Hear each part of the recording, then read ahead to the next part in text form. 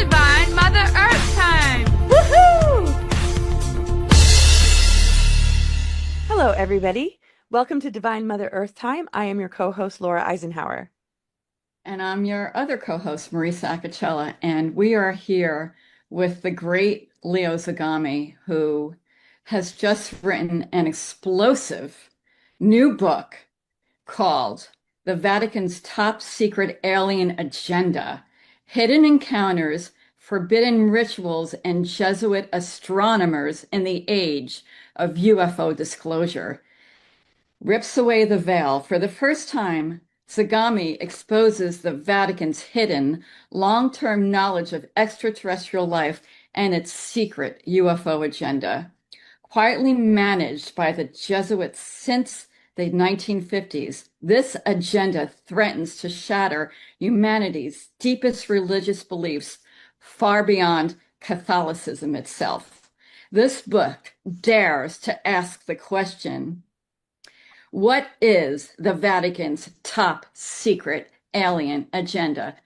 Leo, what is it?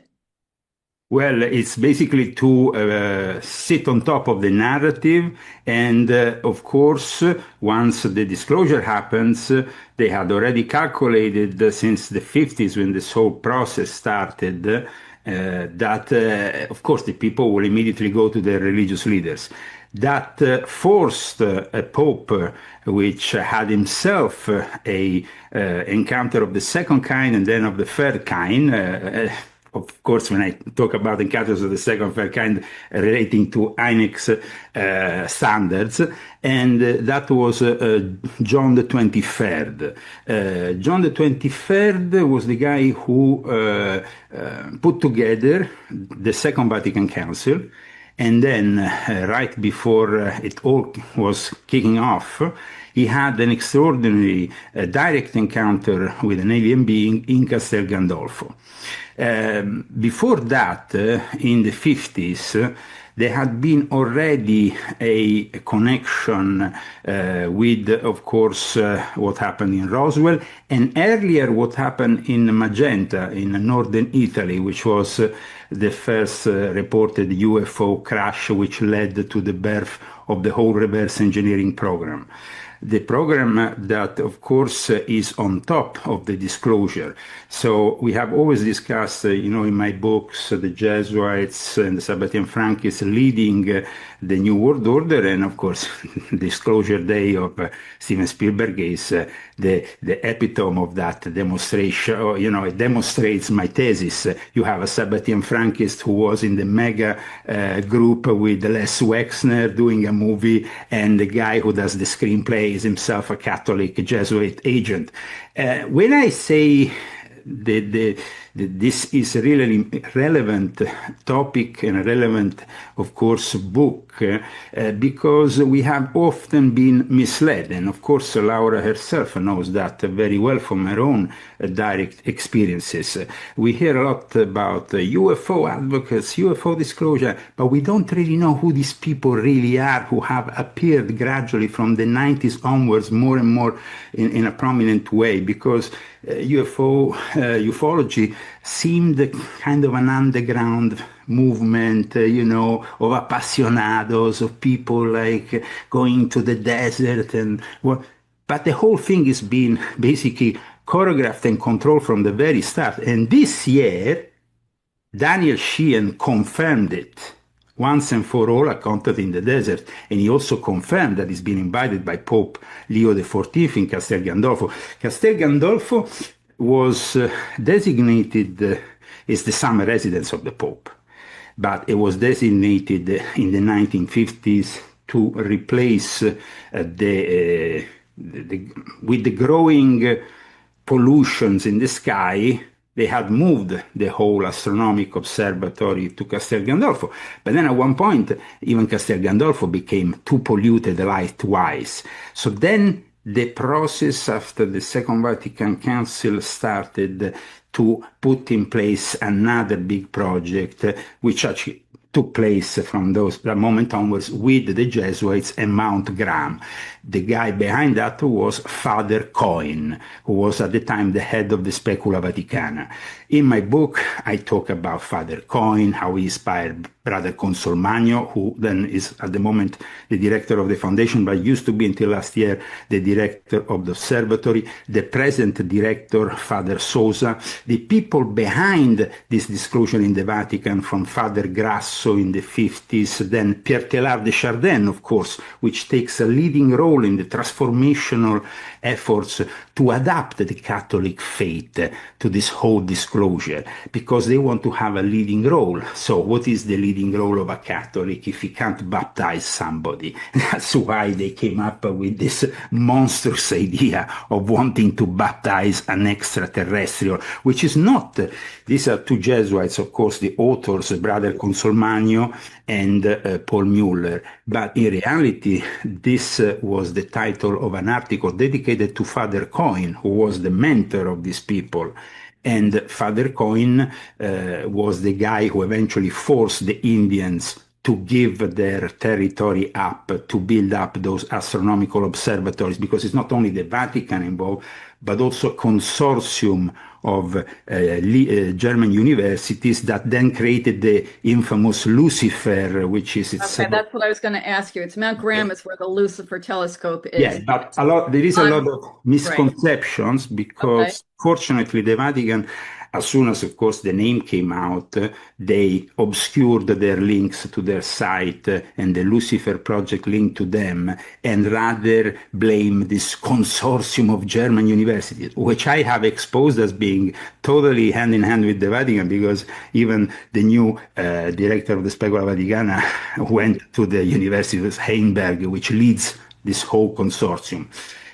So aside from that, the position, the most important motivation for them was to transform, first of all, the theology. Once they were connected to this whole exopolitical game. And when this connection happened, now we know about, of course, we have the great granddaughter here of President Dwight Eisenhower involved with that famous various episodes, actually, 2 episodes, in one supposed to be when he was in Palm Springs, by the way, and the other one. I have a lot to say about that. Ironical.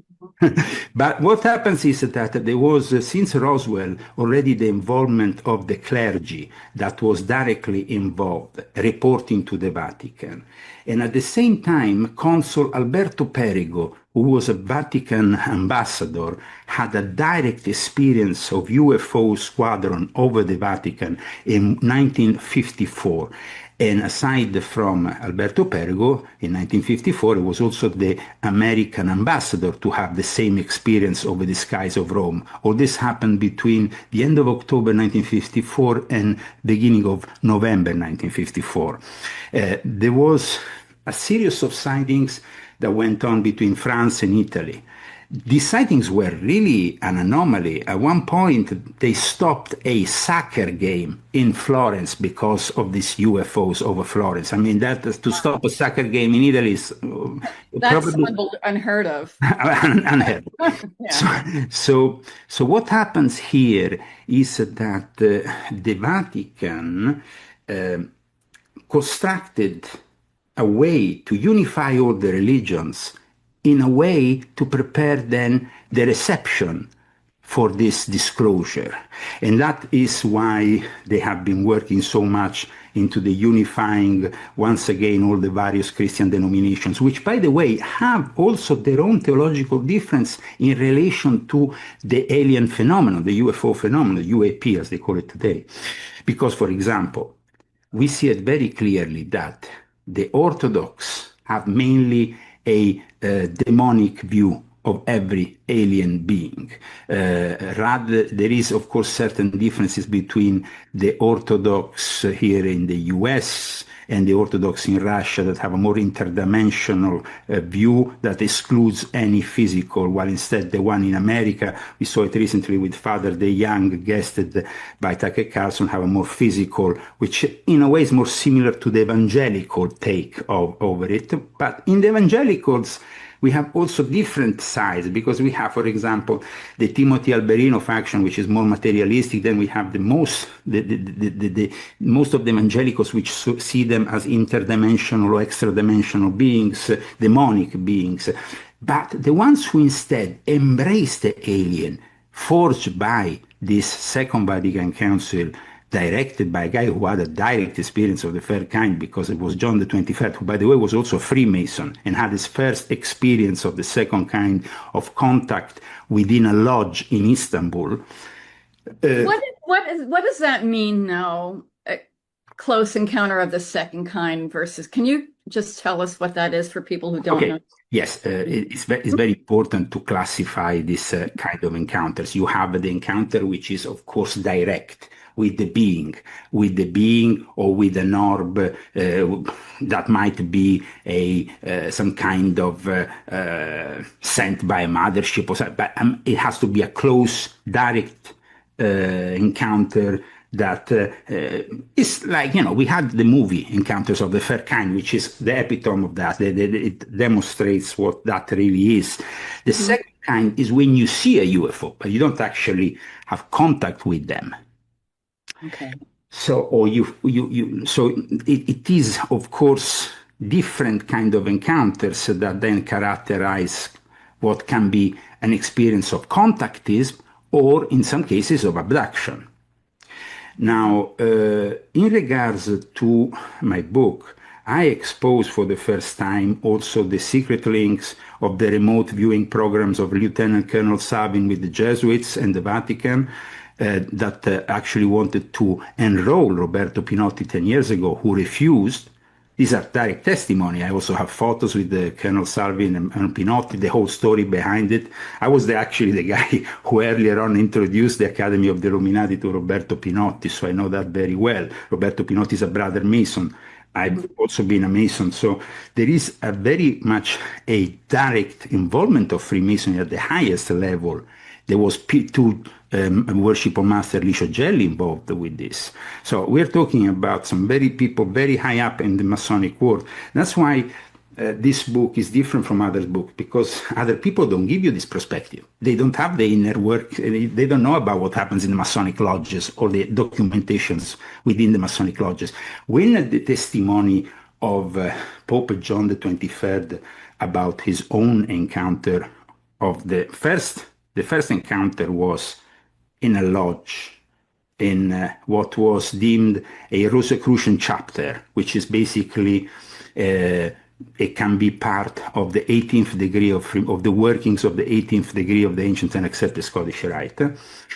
Some say he was then inducted in a more secretive Rosicrucian group. The Rosicrucians have always had this link. Heinrich or Jacques Vallée also talked about the Rosicrucians, because the Rosicrucians have always had since ancient times this link. I was myself the director of the Aula, the head of the Fraternitas Rosicruciana Antigua of Arnold Crumheller in the British Isles, and I worked with the Società Rosicruciana in Anglia. So what happened was that in San Marino, where Laura went for a conference with Roberto Pinotti, a gentleman, a Freemason, a high-level Freemason, gave to a member of the P2 called Pierre Carpi these testimonies by John the 23rd. They were eventually then printed in a book by Pierre Carpi. Pierre Carpi was both a writer, a journalist, as well as a filmmaker. He made also some films.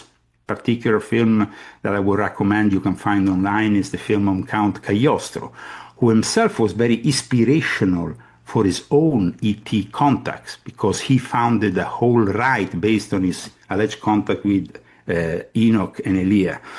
So there is, this is the background that I'm giving you regarding this whole thing.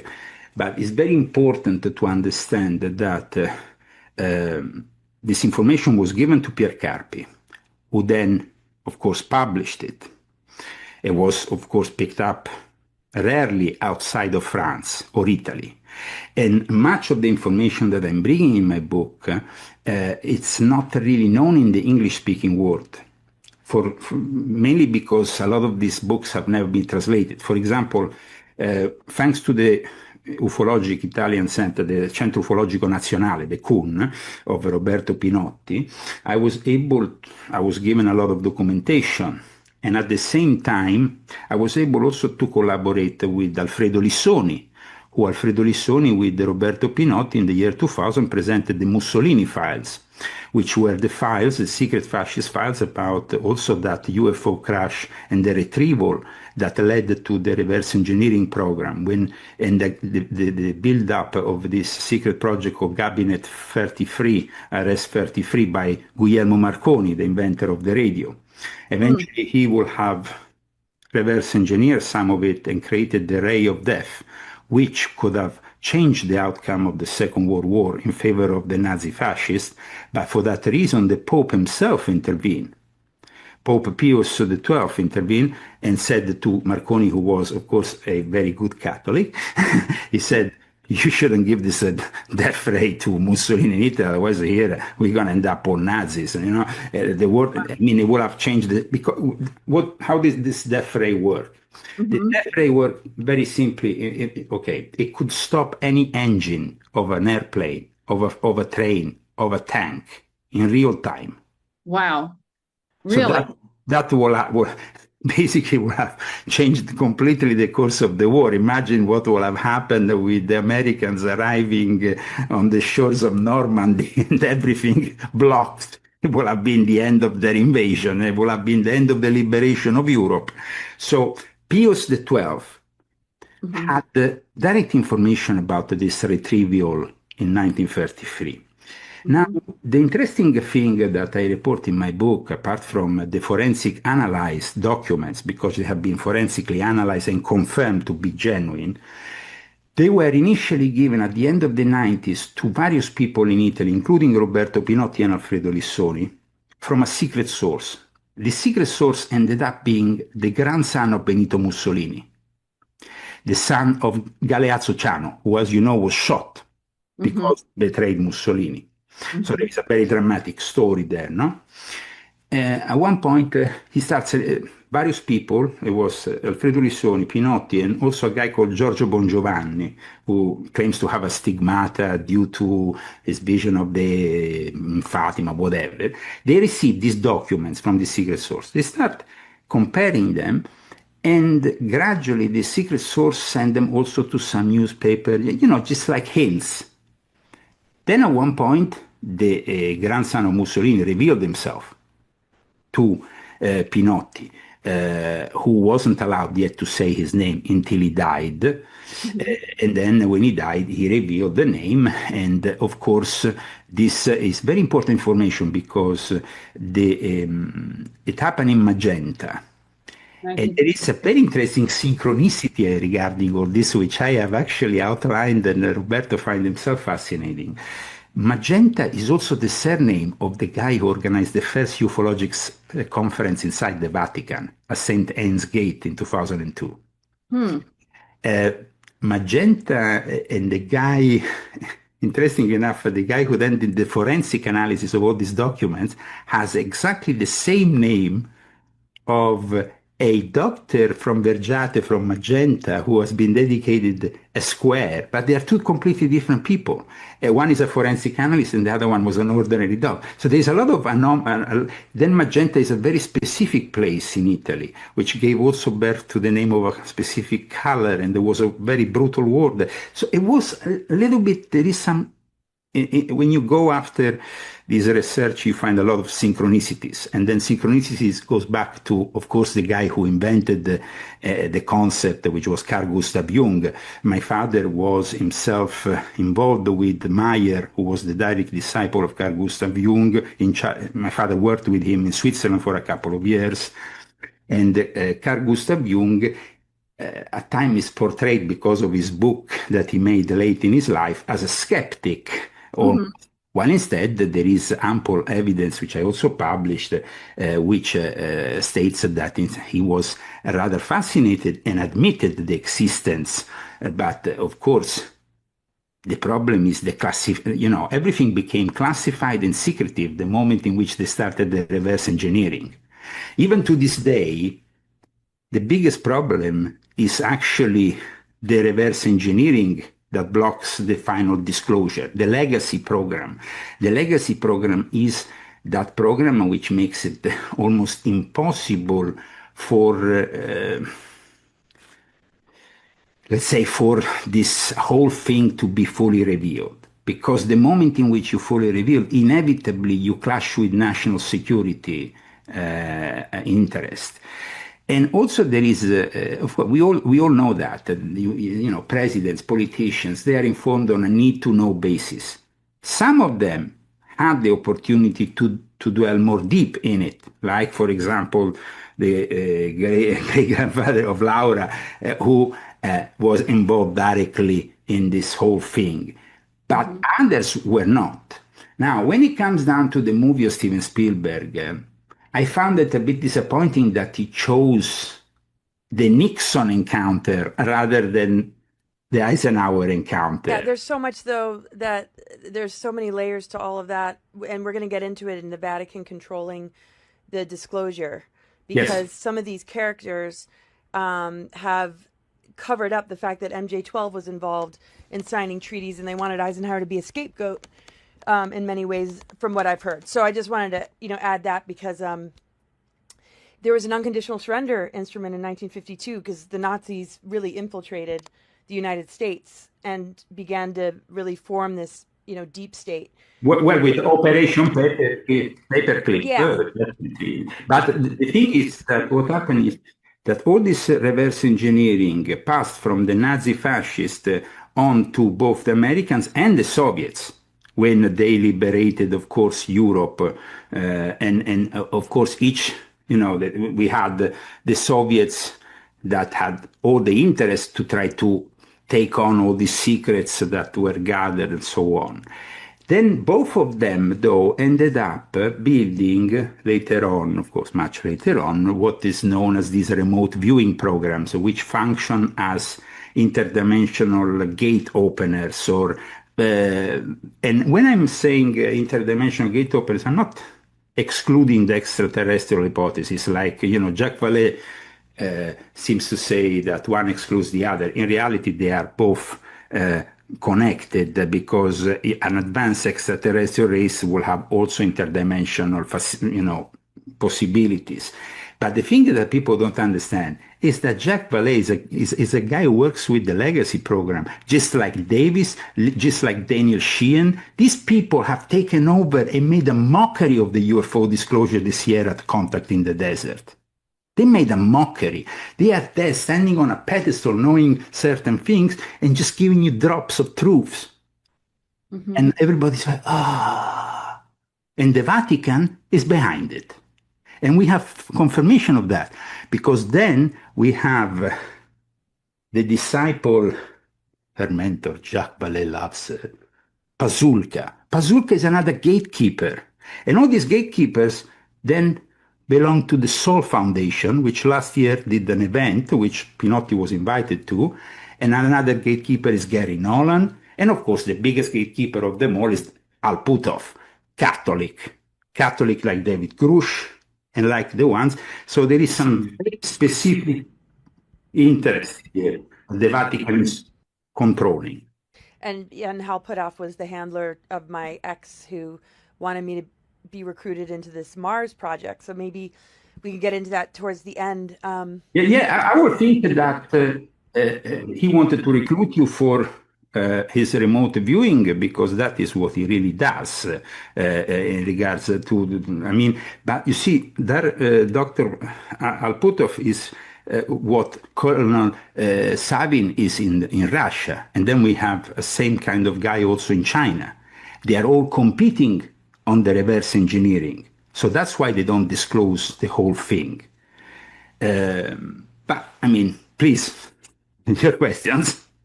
Well, let me ask you something. Why exactly is the Vatican taking the lead? What is the advantage? What is the point? Because for the last 500 years, okay. But does it have to do with original sin? Does it have to do with making humans less than? I mean, why? What is the Vatican? Explain to me the Vatican's involvement, because Sure. I don't understand. Okay. In the 50s, the Vatican was a precursor. Today we have the evangelics panicking. The aliens, the demon. The Vatican was very like this. As soon as they got knowledge of what happened in Magenta, then later on in Roswell, then they were directly involved with Eisenhower. There was a member, prominent archbishop present with Eisenhower at the meetings. So here we're talking about direct involvement. As soon as they saw this, they had to devise a way, and I lost myself earlier because I should have completed my sentence. Pierre Teilhard de Chardin, I don't know if you ever heard of him. Yes. Pierre Teilhard de Chardin, of course, very popular because he inspired even the movie The Exorcist, the protagonist, but he also inspired Arthur C. Clarke in the movie 2001 Space Odyssey. He's a code-by-wire, the inventor of the internet, with his noosphere. Pierre Teilhard de Chardin, before dying, because of what was happening in the early 50s with all these UFOs going around, even over Washington, he had moved himself because of his controversial nature. He wasn't loved by the Second Vatican Council Church, by the more traditionalists. He wasn't loved, so he had to move here to the United States. He created a way in his theology. He said, okay, the universe, the Big Bang, is born out of the original sin. So the whole universe needs to be baptized. That is the solution for the Catholics. And that puts them on top of all the other religions. So basically, it's to baptize the entire universe to make... Okay, first of all, you have to understand that since the fathers of the church, since Origen, since the very early Christian thinkers, there's always been a discussion on the nature of the angels, on the nature of the demons. If the demons were fallen angels or they were actually the spirits of the Nephilim. Then in that case, you have the book of Jude citing the book of Enoch, which is not recognized. There is all these theological questions, but the Vatican and the Jesuits, remember, are the scientists and the astronomers who first went also to China and brought to China the knowledge of astronomy. They are the ones who created this whole thing because they want to control. First of all, in the last 500 years since the Reformation, with the Counter-Reformation, they infiltrated every single angle of Protestantism to bring them back to the church, and they managed in the end. They established their own international spying service. One of the most evolved intelligence centers also is controlled by the Jesuits. And then what happened is that the Jesuits, of course, know that with the Second Vatican Council, they created the basis for the one-world religion. They abandoned those certain dogmas that were, the Council, the Second Vatican Council between 1961 and 1965 changed the whole nature of the church, which became embracing of all the other faiths.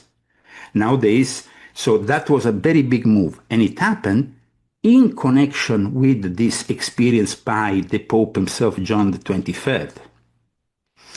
So they prepared to lead the one-world religion in disclosure, because the moment you have disclosure, the people don't go to the president or to the prime ministers. They go to the religious leaders, and they wanted to control the whole thing.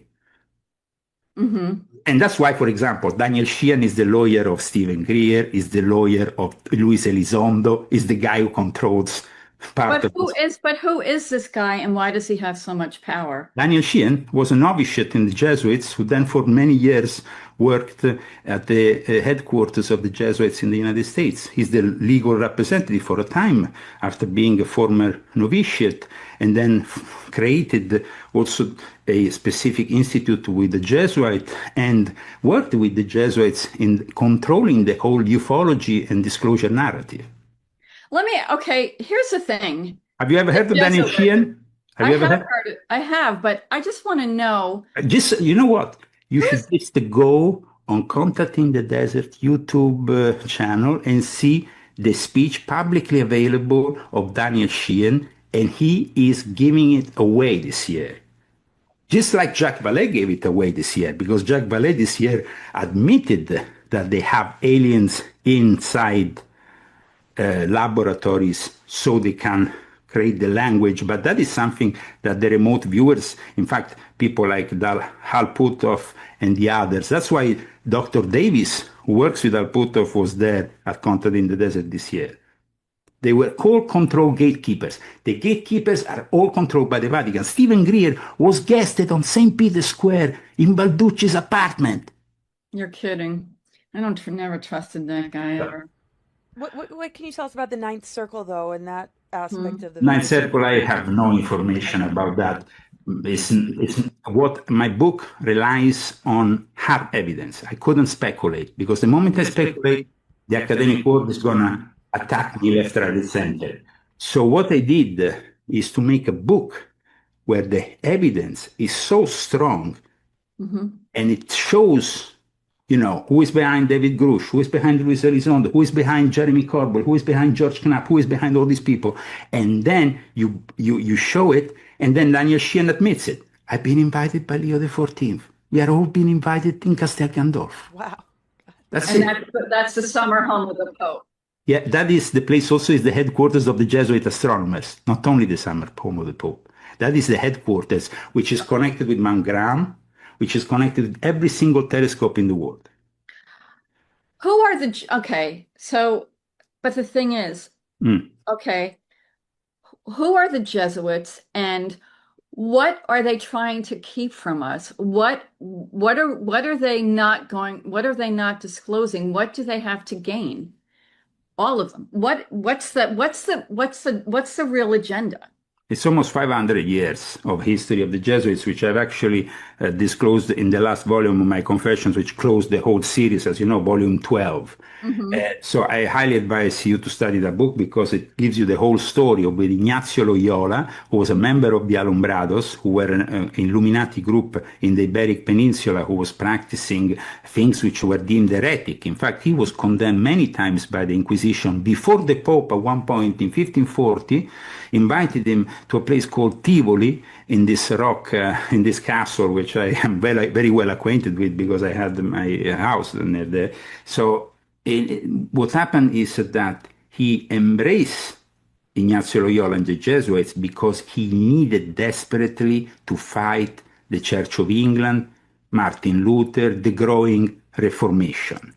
Those people could be useful because they were knowledgeable about astronomy, about magic, the occult, alchemy. They were basically ideal to also make them members of the Inquisition. So they, as if you are an occultist, you can see another occultist. You can understand another occultist. The Dominicans, which were the ones previously in charge of the Inquisitions, were not so acquainted. So the Pope really decided at that point and then that was when they did the Council of Trento. That was when they laid the very foundation for the Roman Rite as we know it, which reforming also the rituals of the Church before the Second Vatican Council. Because the Second Vatican Council is basically destroying the Catholic Church, making tabula rasa, so then we can do kumbaya with the guitar in the church and embrace all the other faiths and have a Muslim on the altar, a Jew, everything. I'm not saying these things are inherently wrong, but I'm just saying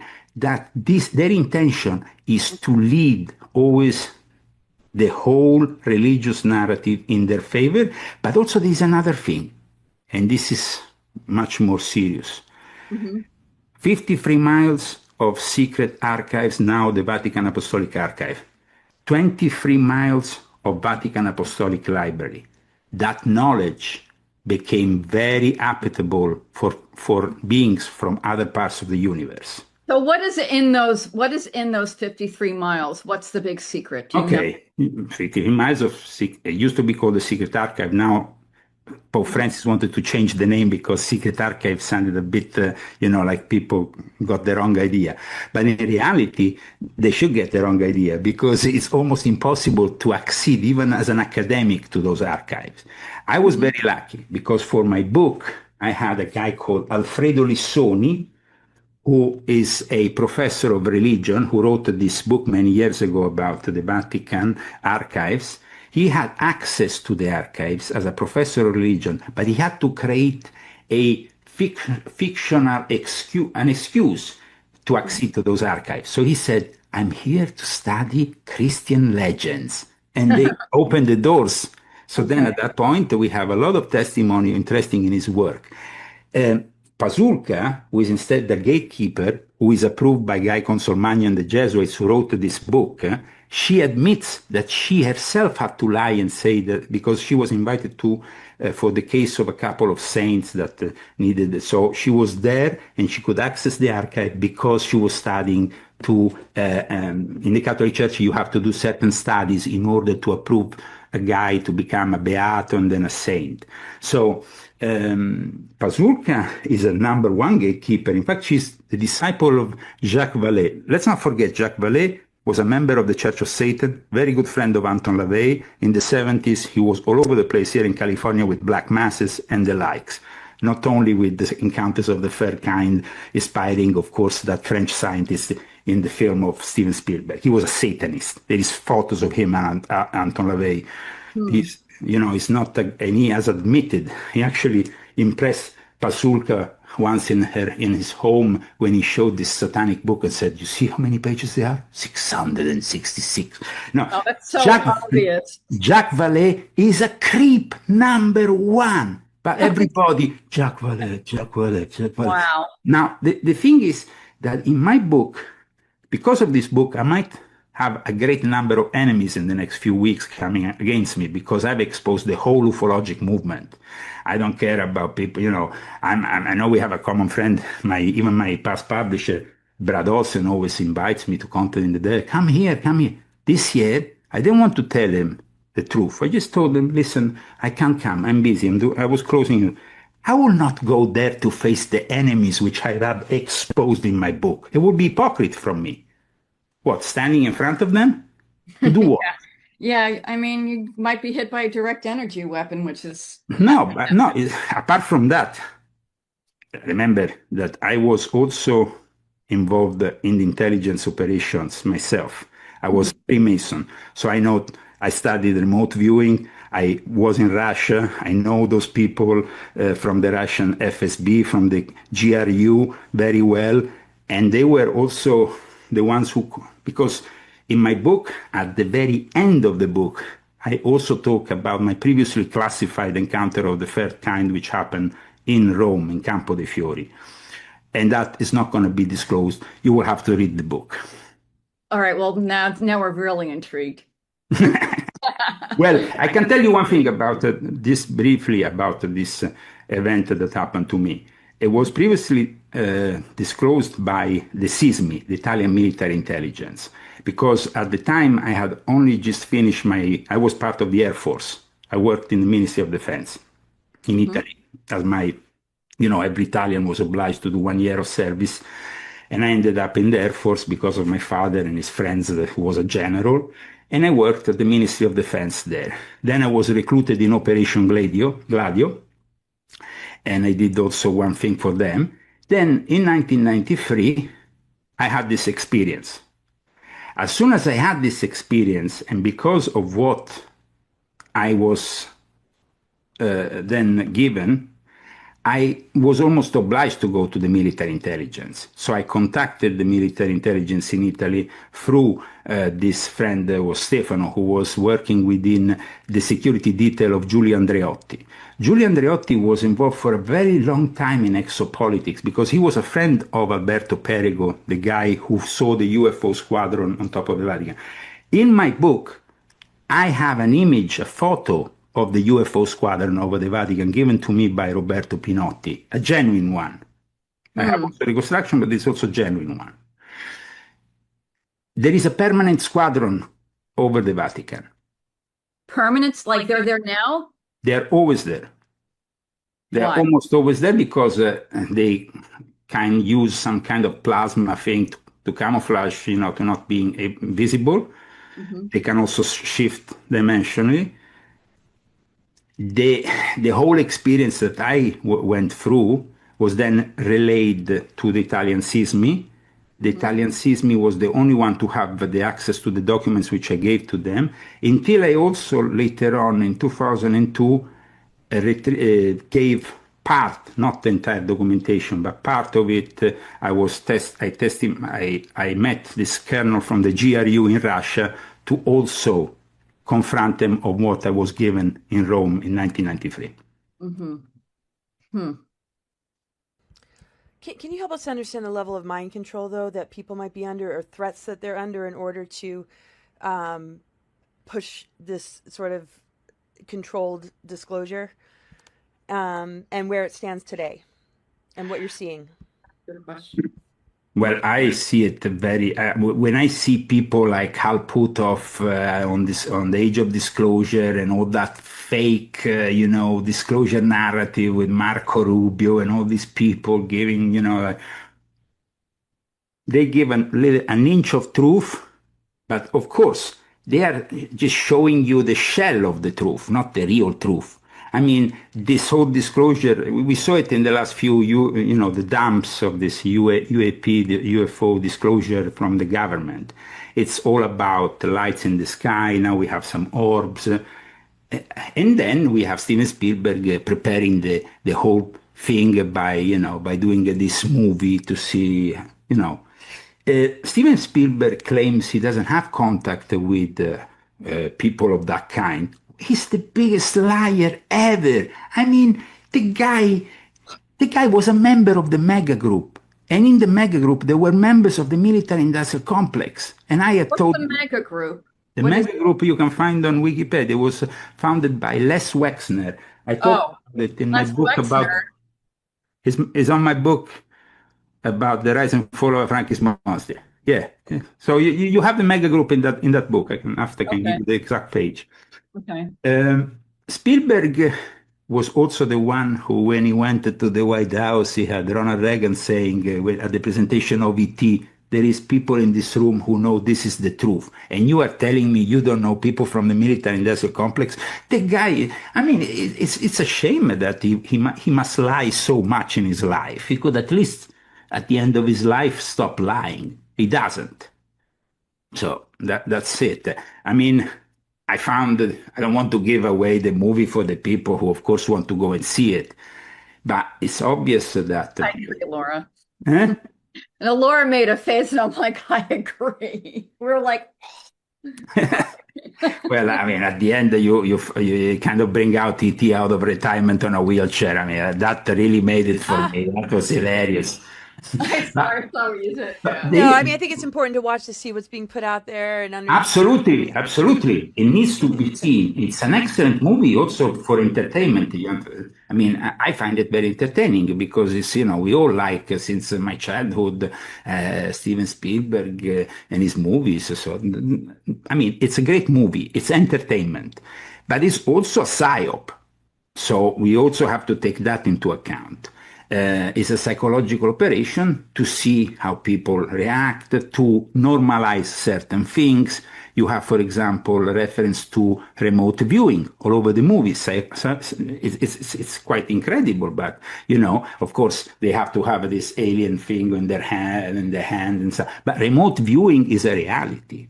Mm-hmm. Remote viewing is the reality that brought us, and in my book I explain, the reverse engineering from the Stargate project that used to be the remote viewing to the Stargate project of today, which is the data centers. And the data centers are also the gates into this reality for these demonic creatures. Leo, there's so much here to unpack. I mean, it's like every time you say something, there's like, oh my gosh, I could go in a million different directions because it's like your brain has so much knowledge in it. It's like, I think I would like to spend a year here and from just one conversation. One thing that I really just want to know about, though, is where does Jesus fit in all this? Because it seems like, when Spielberg says you're going to be questioning your belief system. I mean, I forget what the exact quote is, but you know what I'm talking about. Yes, absolutely. Christians. I mean, That's basically saying you're going to be questioning Christ. I mean, come on. If you question your belief system for a Spielberg movie, then your faith must be very weak from the start. True. True, but he's also to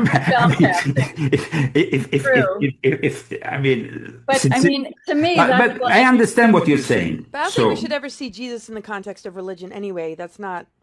So go ahead, Leo. Okay. What Laura has just said is the take of Monsignor Ravasi, who is used to be the head of the scientific department of the Vatican, who instead of people like the Jesuits had written this book. They have written also another book, which is no longer around, which I actually provide a link in my book, and you can go and download it.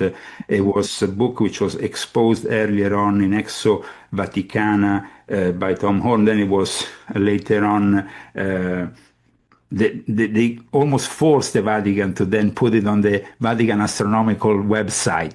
In that booklet, they actually show the aliens as saviors of mankind. So, I mean, the Vatican is really has. Well, that's what I want to. Because that's the thing they're trying to. Now, who wrote the screenplay of this movie? You said a Jesuit, right? Yeah, it's David Coep, who is a Catholic, who is somebody who has adapted what Steven Spielberg has written. Steven Spielberg is somebody who doesn't want to really show his religious side in any movie. So he left David the possibility to develop that. You see, I had access, I don't want to tell how I had access to the script of this movie for a long time. For the last 6 months, I've been working on my book in relation to the whole film. So you can actually read in my book the film compared to the reality and everything else. So that is a great advantage. David Coep has shown in the figure of the nun, of the former nun, and also of a nun in the movie. There is this nun that at one point says a phrase. Well, that phrase is actually picked up from Padre Pio. I love Padre Pio. Padre Pio said there is many beings in the universe. And that's why I'm not, like you see, I'm not taking a firm take that everything in the universe is demonic, because that would be not a correct thing. When you say there is various races, then you have to adapt these races to the fact that yin and yang, good and evil, exist all over the universe. And you can place certain realities on, in the yin and others in the yang. So it would be erroneous. And that's why at times, when J.D. Vance said, well, these beings are demonic. And okay, some of them are. Some of them are. Definitely. I think, for example, the Greys are prevalently demonic in most of their aspects. Then there is maybe other races who have other, but the thing is that we at times overgeneralize. And but there has been a very interesting decision that was made by the Archbishop of Washington, D.C. lately, when he kicked out Monsignor Rossetti for stating that aliens were demons. He was literally kicked out of practicing after 19 years. He's an exorcist, and he was kicked out. Now, that is a very interesting thing, because the Catholic Church doesn't have an official stand. So how is it possible that Monsignor Stephen Rossetti gets kicked out of practicing this ministry, which is very important for the Catholic Church? Actually, there has been a lot of talk lately about increasing exorcists all over the United States, because after the pandemic, there's been a mega crisis. And you are kicking out a guy who for 19 years served in the Archdiocese of there in Washington. Why? Also, he was in the NSA, so he may know what he's talking about. And the Pope did say every single parish should have an exorcist in it. So why kick him out? That is because Cardinal McElroy works for Leo XIV, and Leo XIV has a very particular position at the moment towards the alien phenomenon. You see, while Pope Francis opened up to what Kai Consolmagno said and actually teased about baptizing the extraterrestrial himself and all that after Guy Consolmagno inaugurated this whole baptized the extraterrestrials in 2010, which, by the way, he picked up from earlier statements made by Father Coyne. Something happened with Pope Leo XIV. He has forbidden everybody from talking about it. And I have inside information in my book given from the Secretary of State of the Vatican, Cardinal Parolin, who is in a state of complete panic. He has admitted that, and Pinotti also witnessed that. So at the moment, the Vatican is forcing total silence on this whole thing. In the meantime, they have started refurbishing Castel Gandolfo in preparation for ultimate contact, starting this summer. Go and check out. Refurbishment of the Castel Gandolfo started in May of this year. And the Pope, because I have a dear friend who works very close to the Pope, so I know where the Pope is at all times, and he has told me that the Pope is spending more time in Castel Gandolfo than in the actual headquarters in St. Peter's Square in the Vatican. Mm. In Castel Gandolfo, you have a room which is almost like the one you have seen in Disclosure Day, with panels and everything from all over the world, telescopes. And he's there preparing for the disclosure.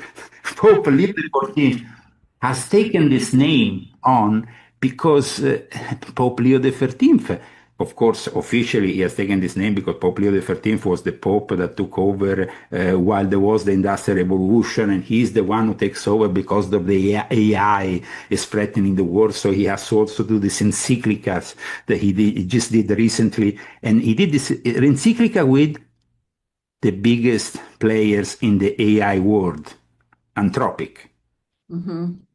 So there is a whole thing that connects here, this whole, because you see, reverse engineering has brought us this technology. Reverse engineering has built this digital prison around us.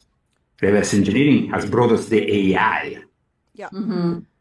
So it's really important to understand what is happening behind the scenes. And when suddenly here at Content in the Desert 2 weeks ago, Daniel Sheehan said the Pope invited me to go to Castel Gandolfo, and it's a confirmation of everything we have been discussing. And interestingly enough, Daniel Sheehan this year said at Contact, he gave the whole story of the ufology movement. Oh, from our early beginnings, here and there in the desert, Contact used to be there at Joshua Tree. Then there was these other conferences before. Like it was almost, but that gives away the fact that the Jesuits were always there monitoring the whole thing through him.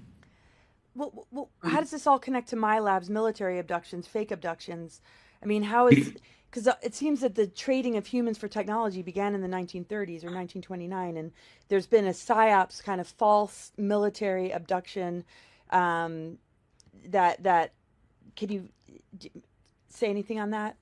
Well, of course, when it comes down to abductions and to contactism, there has been a lot of interest from the government, but ultimately it all connects with the technology that they have retrieved, often thanks to this remote viewing. I mean, in my book, at one point, I show how the Russians were actually, at one point, managed to organize a situation which was very similar to what we saw in Encounters of the Third Kind with Gorbachev, but then and involving Lieutenant Savin, for example.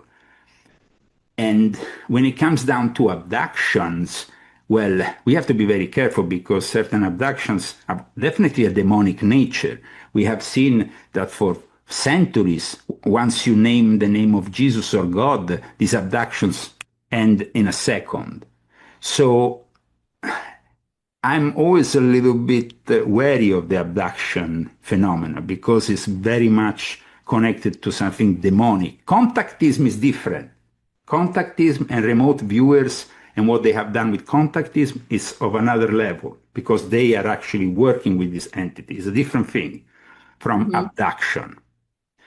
And I favor the study. Myself personally, I'm more interested in contact than abduction. I know that abduction it's actually something that can happen.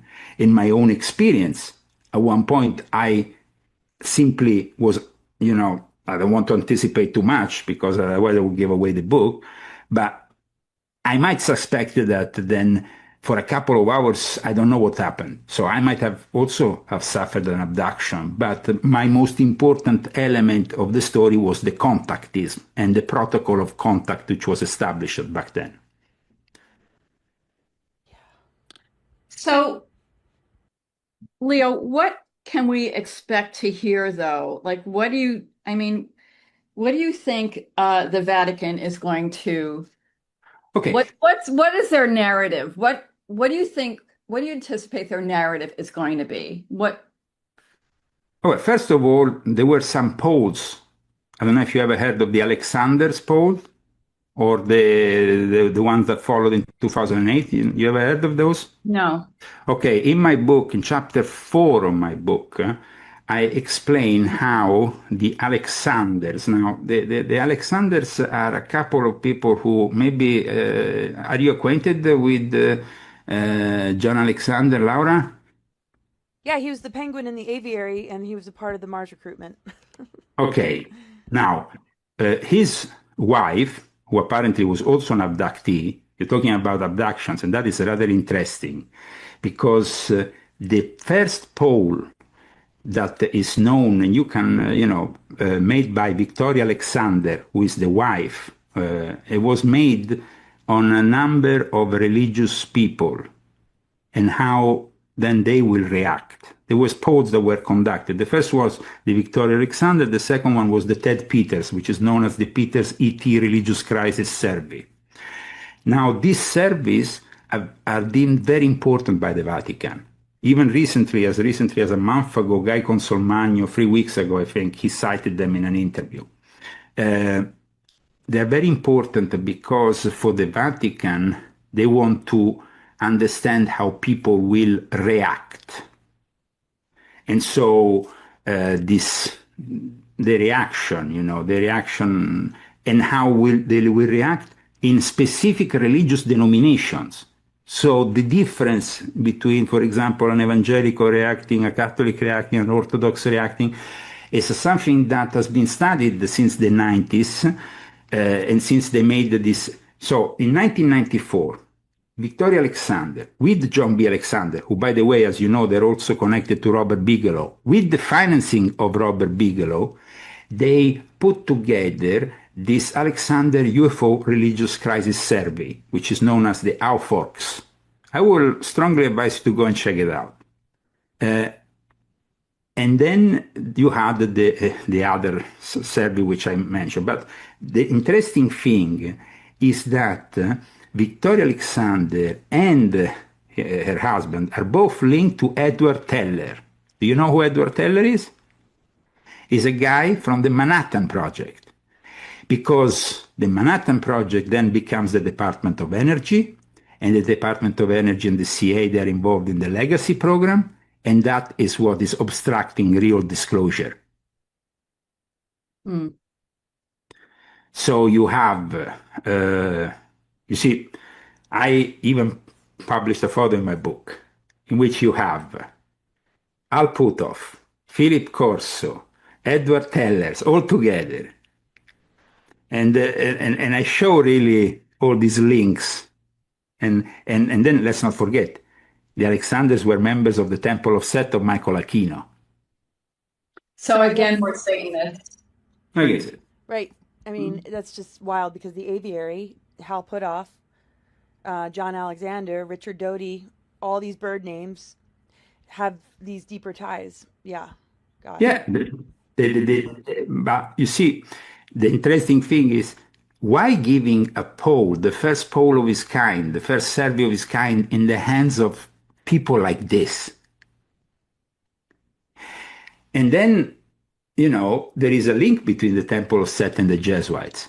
Some of the first members of the Temple of Set Council were actually former Jesuits. So basically, like you say, we talked about this in our last conversation, fake Catholics, fake. Right? It's just you see, for example, just think for a moment how Catholics reacted to this alien phenomenon. You have The post-conciliary Catholics, the ones that followed the church of Pope Leo, Pope Francis, from, let's say, everything that from 1966 onwards, because that's the year zero of the Second Vatican Council, after it ended in December 1965. And it's, by the way, the year zero also of Satanism, because it's the year the Church of Satan was founded. But Wow. in any case, there is a post-conciliar vision, which embraces the aliens as our brothers. And then you have the traditional Catholics that are more like J.D. Vance, or more on the traditional, you know, the ones that follow the Latin Mass that is being fought by the Vatican in recent years and all that, who instead think of them as demons. Now, we have to be definitely asserting that the truth lies always in the middle. You know, because you can't, it lies in a gray area. Actually, you have the gray area. That's funny that they're gray. Yeah.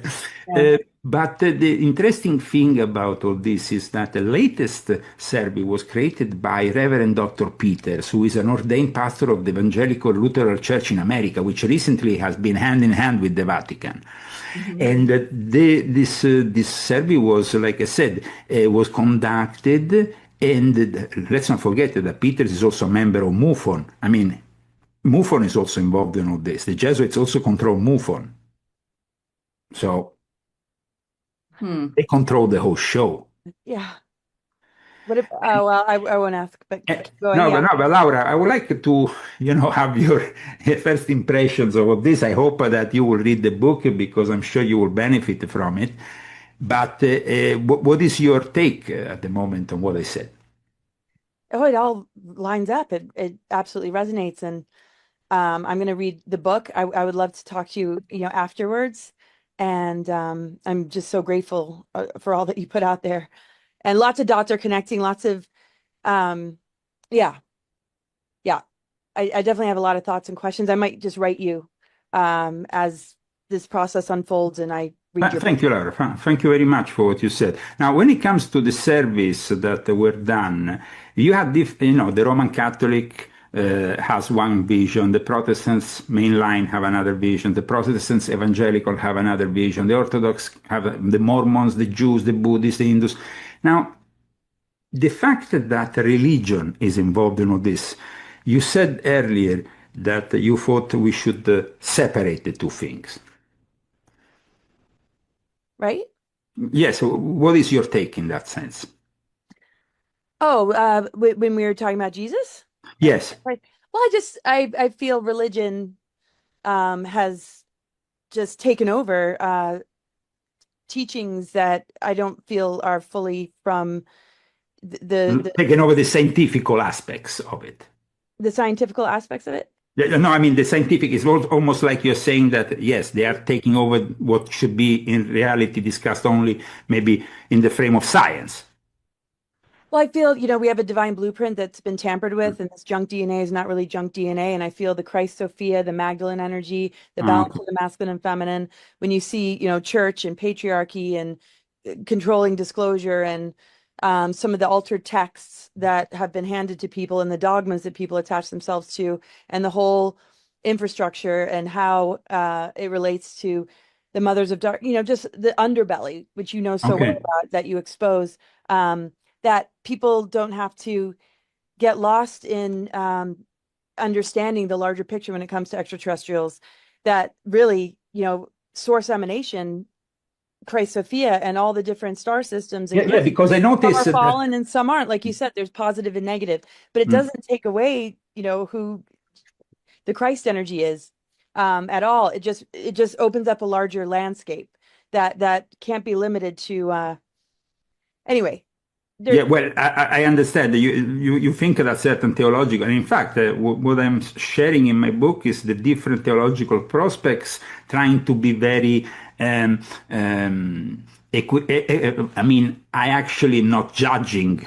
I'm trying to put them through for you to have a complete map of all these various. That's the perfect approach and the most activating to people, because they feel that ability to explore without without being pushed in a direction, because I might have my own personal take on certain things, but in the end it doesn't benefit the discussion. If I'm showing, for example, it's very interesting, like in the Orthodox Russian Church, there is Seraphim Rose, who is now on his way to sainthood. He was a monk who actually lived here in California, but he was part of the Russian Church, and actually his take is a very interesting take, but it's not shared then by certain people within an Orthodox church here in the US, which has a completely a different outlook. So they each have their own theological differences at times, when they talk about the Nephilim,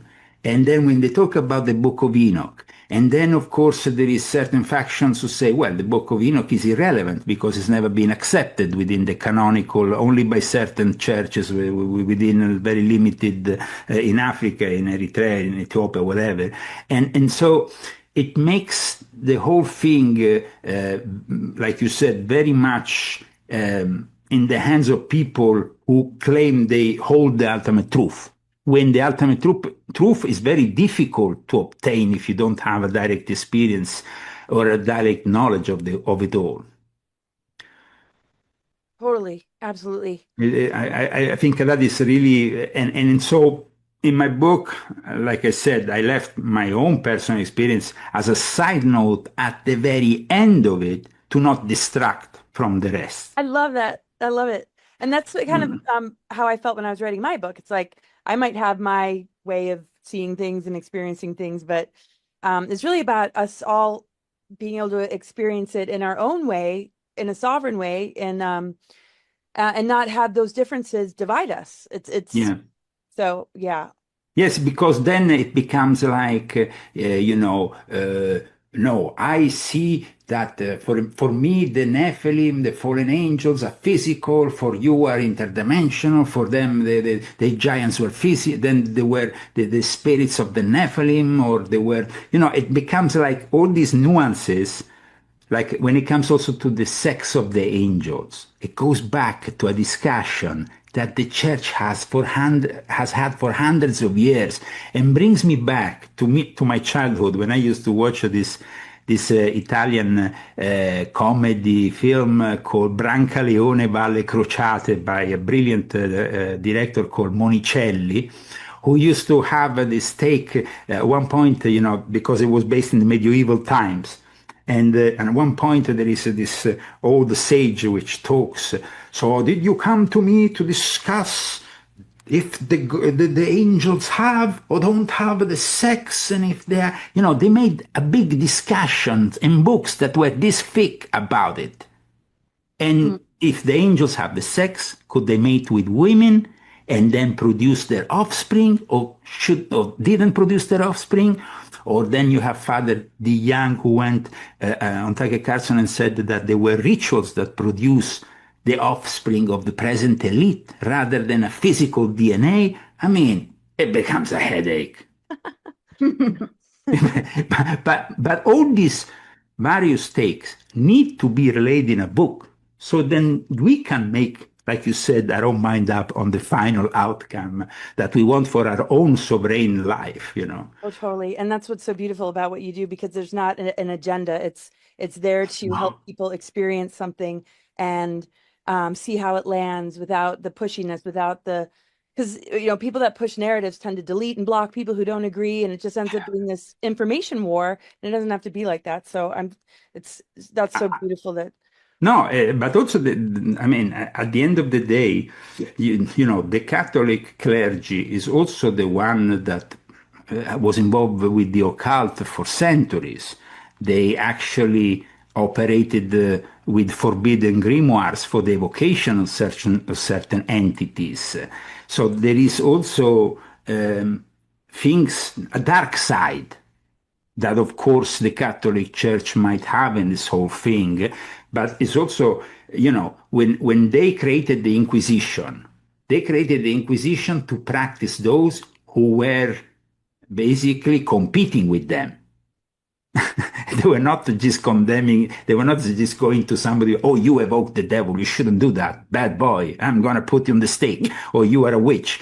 they did it because they were themselves doing those things, and they wanted to have exclusivity over those matters, over the control of certain grimoires, of certain hidden practices.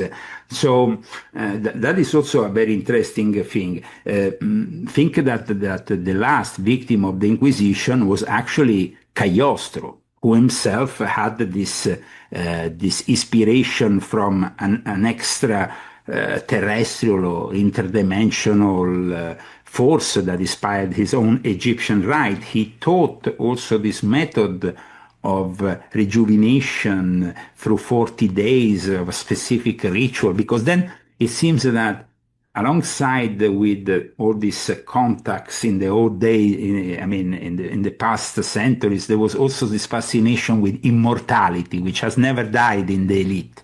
The elite still to this day, including Vladimir Putin, spends billions to stay young, or to run and to accede to the elixir of life, because they claim that they might obtain this elixir of life.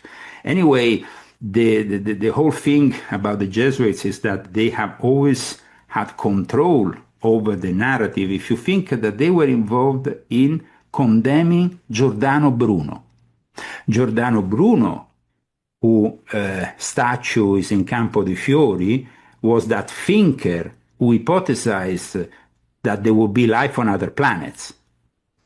And Giordano Bruno was actually sent on the stake with his mouth closed down so he couldn't utter a word, and he was banned on the stake for those things that he said. Which is, and now they want to embrace the extraterrestrial. So they made a complete change. They go from condemning, it's like when they condemn Galileo Galilei. The church has always then changed for convenience. That's the problem here. So now they want to promote the aliens as saviors of mankind, but that is because they have a hidden agenda and a convenience to do so. And okay, but what is their hidden agenda to promote the aliens as the saviors of mankind? Well, first of all, they are behind the reverse engineering and the military-industrial complex. So their interest is, at that point, very tangible interest. Right. In regards to, instead, the establishment of a one-world religion, and then get the people of the world to embrace whatever take they have on the alien agenda. Because so it's all power to get everybody under one umbrella to... Yeah, and then they will say, these are the saviors of mankind, or they are the ones dictating the narrative. So in the end, like, for example, the Pope at the moment has ordered a complete silence on the topic after a few years in which they were much more open. Imagine that at one point you had a guy like Balducci. You remember Laura Balducci? Corrado Balducci, the exorcist that then became this very outspoken guy. He's no longer with us, but he was also a guy very close to the ufologic world, to the world of ufology. He even came here in the United States the last time before he died. I think it was with Stephen Bassett. So he came here to deliver a talk about embracing the extraterrestrials. He was very much about embracing them. Now, I think that, yes, we can embrace something, but we can't embrace something we don't completely know. So then it means that they know something that we don't at that point, or they have decided to side with a certain faction. Yeah. So that is, I think, very important.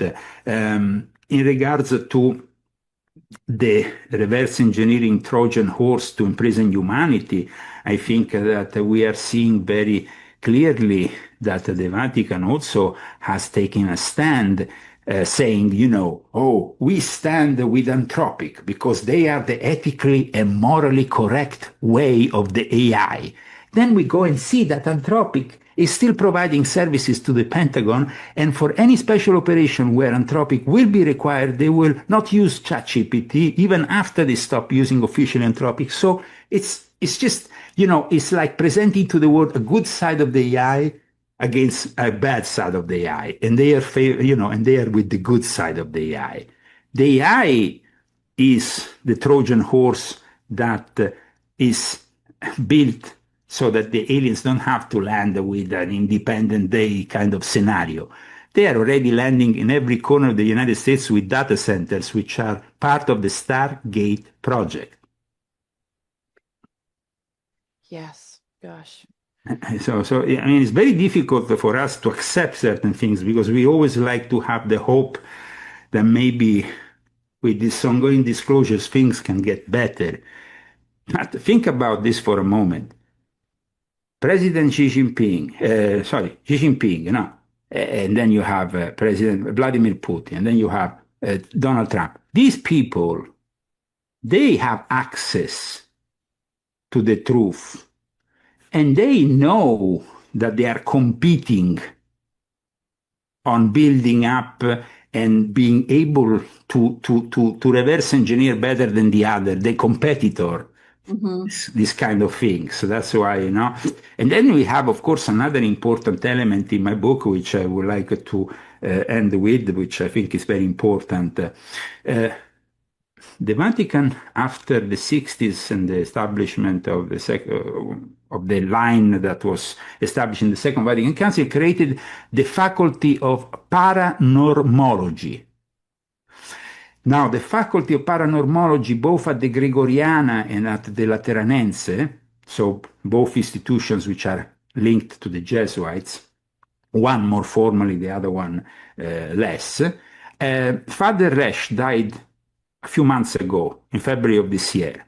He was the guy, and Roberto Pinotti had also the opportunity to, of course, speak with him, who was preparing the clergy for extraterrestrial contact. But he was also the guy who worked with Uri Geller and Dr. Al Puthoff. So the faculty of paranormology in the Vatican is a reality that very few people know about. He was the one who intervened in the long-standing case of the Holy Mary of Medjugorje, to see if it was either a genuine or non-genuine apparition. Then you have all the phenomena of the Blessed Virgin Mary, which of course were brought up as UFO events by Jacques Vallée in the end of the 60s with one of his books. And then later on in 1990 was this whole Blessed Virgin Mary apparition phenomenon was made wide known in Europe thanks to the a specific book of Roberto Pinotti and Corrado Malanga dedicated to this phenomenon. Now, that is very important, the Blessed Virgin Mary apparitions, because... because what are you saying, that they're real or not real? They're UFO. They are connected to UFO events. Okay. But they are transmitting then knowledge to the world, because these apparitions then coincide with messages, like the Fatima messages. Right. The third secret. Which... Yeah, my father used to go to Medjugorje on a constant basis and visit with the children that were having the apparitions, and the 10 messages, similar to the James Redfield book. There's 10 messages coming. And in fact, Father Resch was very puzzled about the fact, and then he led a whole team there that eventually confirmed that they were genuine. But genuine, it depends what kind. I mean, in the end, when it comes to genuinity, the Vatican had to, I don't know if you heard about it, but they had to issue then a new directive in the study of these apparitions, because they are going a little bit out of hand. Because there were so many of them? Is that why? Yeah. Because it's like they keep escalating. They keep escalating, and at times they become also, for some people, some poor people who want to take advantage, a way of maybe, popularizing an area touristically or making money, selling I don't know, rosaries or t-shirt or whatever, Unfortunately, this is what happens these days. There is a lot of things, but I talked about very much in my book extensively of this phenomena because it's totally connected to the UFO phenomenon. You know what? This, to me, I love the Blessed Mother, and I think a whole episode on this would be amazing. Absolutely. I mean, it is a very complex. I mean, it's not something you can liquidate with 2 or 3 words. I mean, it's I know. I complex. I know. mean, the phenomenon is a phenomenon that goes on for hundreds of years. I mean, and it's been constantly present.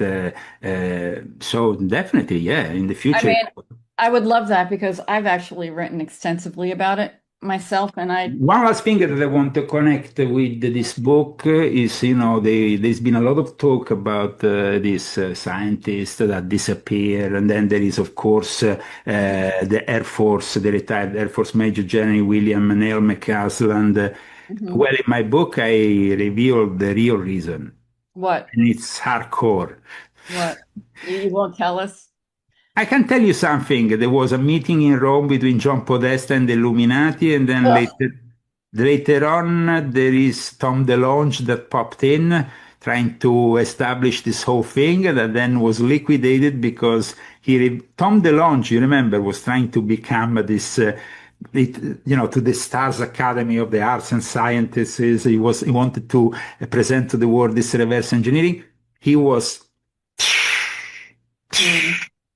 to the ground. And now his whole organization has changed even the name, left all the scientific stuff out, and just simply become an entertainment company. Hal Hmm. Puthoff was connected with that too. Huh? Hal Puthoff was connected to that Yes, too. of course. Al-Pudov was his partner in that. Yeah. Wow. So, and the general now is disappeared. He's But I mean, would you say, even though Hal's a gatekeeper, that there's positive things that he? Okay, let's say this, that not all gatekeepers are necessarily evil people. I said that even, I mean, definitely we cannot judge everybody, but the problem is that unfortunately people like Al Puthoff definitely have that kind of tendency, because when you tend to cover up so many secrets and have that kind of level of security clearance, which is above the President of the United States. Al Puthoff knows more than the President of the United States. He has an above security. Yeah, and So, I experienced him firsthand, so I know the dark side of him. But wow, absolutely. he has more secure. Yeah, wow. Yeah, he has. And in fact, he got in an argument with Dr. Weinstein about it, because Dr. Weinstein at one point said to him, "You can't classify reality. You can't block for us a whole reality, because what are you doing?" So, mm, people now are saying, the 4 races. Al-Puthoff has mentioned the 4 races. In reality, Al-Puthoff was just mentioning what his pal, Dr. Davis, said to the Congress. And Dr. Davis, in fact, this year was next to Jacques Vallée content in the desert, and they were being gatekeepers together. Gatekeepers extraordinaire. I mean, once you have the whole picture of this gatekeeping world, of course, it's prevailing the fact that, yes, you can justify them because they are operating for national security interest, but I'm it not on the doesn't side of any really, of them. but you can't side with them because, I no, mean, not at all. No, No. that's not what I was saying. But just how it appears to certain people. So many feel that, yeah, they don't see these deeper layers. And I've been I've been exposing him since 2010. Just what I, experience with him. But it's funny because you and I don't go to contact in the desert anymore, isn't that? Yeah, no, it's true. And the last time we actually met, I counted in the desert. So it is very interesting, this take. Now, one thing that I can say is that, you see, they tend to merge the genuine people who are enthusiasts, who have direct experiences, who are very genuine about their approach, people like you, with these very calculated people who go there to print, to manipulate the narrative. And I think that contact in the last few years has been escalating towards this point, and this year it was like a complete takeover. It was almost like they could have invited the Father Sosa from the Astronomical Center in the Vatican to direct the whole show, because it was perfectly orchestrated.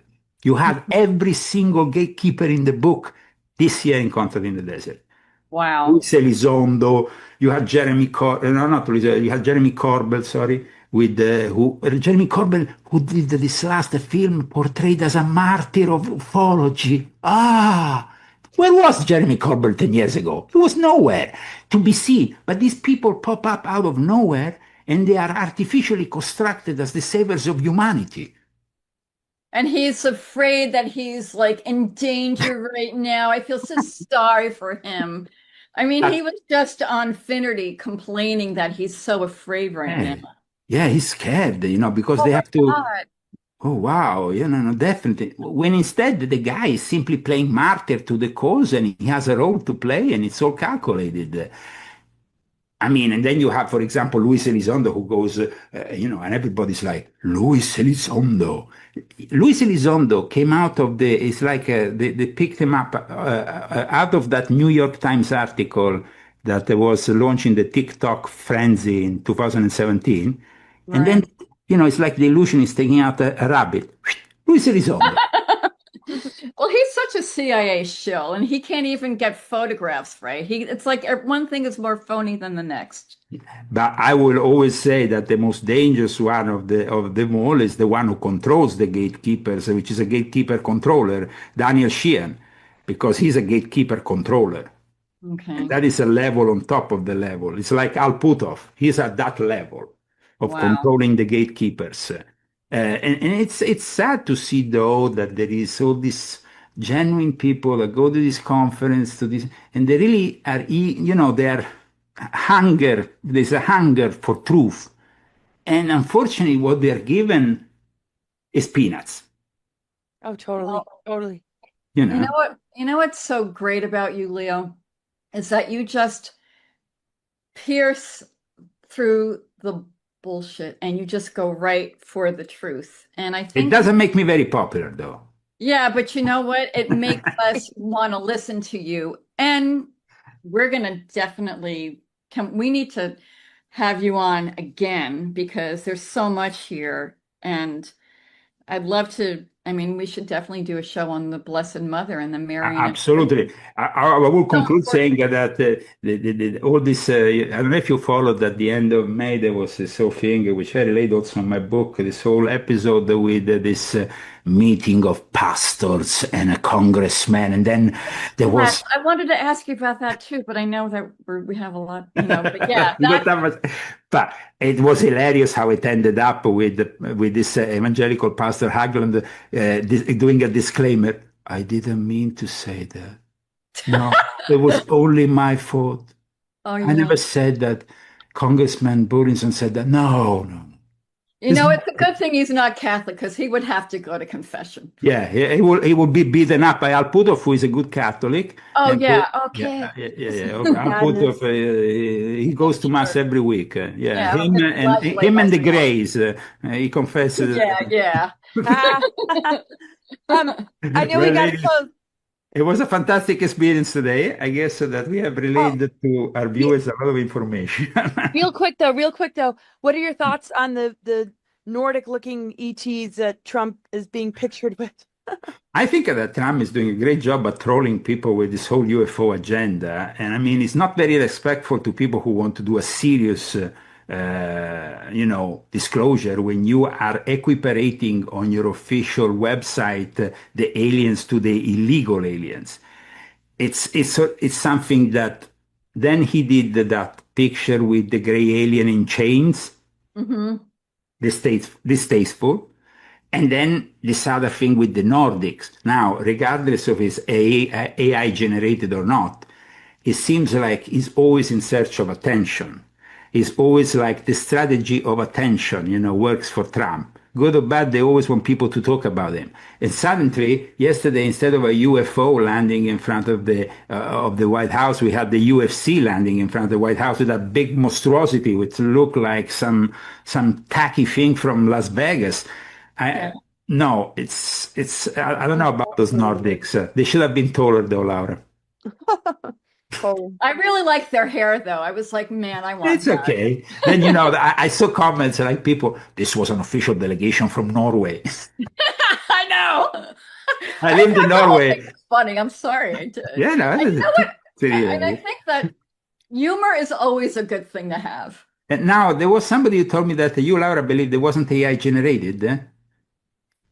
No, I didn't say that. Somebody Mm. put it in Mm. some sort of test to see if it was AI generated. Mm. I haven't really posted about it. But yeah, I might have said that to somebody that, oh, somebody said it wasn't AI generated. And then I was thinking, well, they could come up with a fake thing that says it wasn't AI generated. I asked Or they Grok. could be actors that put a bunch of powder on their face. I mean, Yeah, yeah. I mean, and go in from, yeah, why not? I mean, it's not like you can't find people that toil and dye their hair. And, I mean, it wasn't like, yeah, oh, I definitely. know. And where's the ship? And like, what? It's just, it's just, I can't. It does shows that there is a lot of interest, especially when you had so many clicks on the official government disclosure website. It shows that people are really interested and eager to know something more. Now, I think that they will not get that from the official government disclosure ever. It will always be compromised by their own interest. Totally. And that's really the shame because people really want the truth and they have this need to know. And again, we're being lied to on a consistent basis. Yeah. Now there is an opportunity here for eventually any alien race that wants to really demonstrate contact to show themselves to the world, or rather they could be instead a disclosure in a way Steven Spielberg has portrayed that could obviously be manipulated left, right, and center because we will be shown something that will be sold to us for real, but God knows then what is the real intention behind it. The abduction phenomenon, which is a very important and relevant phenomenon, is because humans are needed also in what is the hybrids program, which is another part which I've discussed in my book, which exists for hundreds of years. In fact, there is actually traces of the hybrid program in the Vatican archives. I mean, we should do another episode on just the Vatican archives. I mean, there's so much to unpack. Absolutely, there is a lot. There is definitely a lot. Well, I'm up for it. I will I will look forward to another chat once you have a dig deep into my book and maybe find the topics of interest that you find I interesting. think we should definitely do that. I would love that. I mean, really you're look always forward to the more. best. Yes. Yeah. Totally Yeah. look forward to more. It's always amazing to talk with you, and I really look forward to reading it. And we'll share all the info in the description. For me, I think it was really important that today I started this promotional effort to, to promote this book with you because you have also a direct link to the story. I mean, you are a great granddaughter of Eisenhower who was directly involved with this whole thing. I mean, if it wasn't really for your great grandfather, I don't think that the whole thing will have manifested in the way that is manifested today, both in the positive and in the negative. Because, of course, there is the positive sides of reverse engineering that we can all connect, that we can all do a lot of things that we couldn't do before. Right. But there are many, many layers to it all because he worked with Ralph Thor. He helped set up the White Hats, the Earth Alliance, and countermeasures because, I mean, they had advanced technology that he did not have. So it wasn't like he was on the side of any of the darkness of it all. That's why he gave us a warning. Absolutely. So the fact that he put countermeasures in place that survived today was something good. And he coined the military-industrial complex term, which describes it all, and it's at the basis of the problem. No? Yeah. And I definitely there's so much there. And the control that they had, 30 levels of top secret above the president, MJ-12, 3-letter organizations. He tried to take out the Nazis in the war, and they freaking had the advanced tech with the Dracos. So think about it. This week, the last week has been an historic week because even if it's a disclosure that is being orchestrated, we saw that the disclosure advocates were on the stairs of the Capitol Hill of Congress there, doing their thing. And of course, it is an interesting spectacle to observe once you know the truth, though. If you are just brought for a ride from them, then you go along with the ride. That's why my book, I invite everybody to get my book, to not become passive observers, but to act conscious of what is really going on behind the scenes. And thank you so much for giving me this opportunity today. Oh, thank you so much. This was really amazing. And we look forward to more. Thank you. Okay. I'm looking forward to after you read the book, because I Oh, want. totally. I'm all over it. Okay. Yeah, Take care, Leo. Thank you so much. Take care, ladies. All the